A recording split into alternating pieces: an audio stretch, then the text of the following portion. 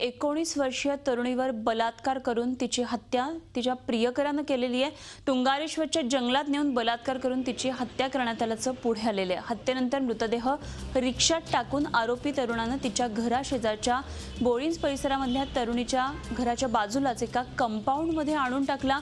मंगळवारी सकाळी या तरुणीचा मृतदेह सापडला होता। अर्नाळा सागरी पोलिसांनी देवेन भोसले याला या प्रकरणी अटक केलेली आहे। आज सकाळी एक रिक्षा चालकाने आम्हाला माहिती दिली की असं मुलीचा मृतदेह बोळींज या ठिकाणी कंपाऊंडच्या बाजूला आहे। तर त्याप्रमाणे आम्ही तिची इन्क्वेस्ट पंचनामा करून प्राथमिक आरोग्य केंद्र आगाशी येथे आणलेले आहे आणि तिची वैद्यकीय तपासणी करून अहवालाप्रमाणे पुढील कारवाई करत आहोत।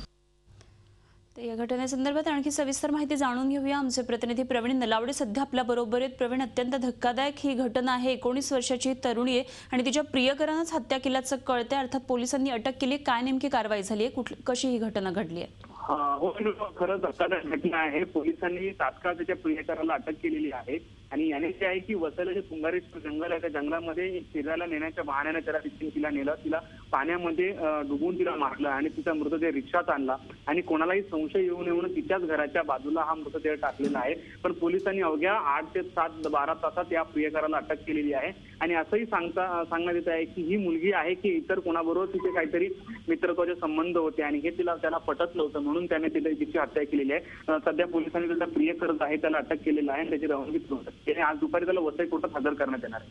अनुपम, धन्यवाद प्रवीण। दिलेल्या सविस्तर माहितीविषयी प्रवीण नलावडे आमचे प्रतिनिधी आपल्याबरोबर होते। तर विरारमधली ही धक्कादायक घटना आहे। या हत्येच्या प्रकरणाने विरारमध्ये सध्या खळबळ उडाली आहे। 19 वर्षाची ही तरुणी होती, तिच्या प्रियकरानेच जंगलात नेऊन हत्या केलेली आहे आणि त्यानंतर तिचा मृतदेह आणून तिच्या सोसायटी शेजारच्याच एरियामध्ये एका रिक्षामधून आणला आणि तो ठेवलेला होता। अर्थात पोलिसांनी या आरोपीला अटक केलेली आहे। मात्र या प्रकरणाने सध्या विरारमध्ये खळबळ माजली आहे।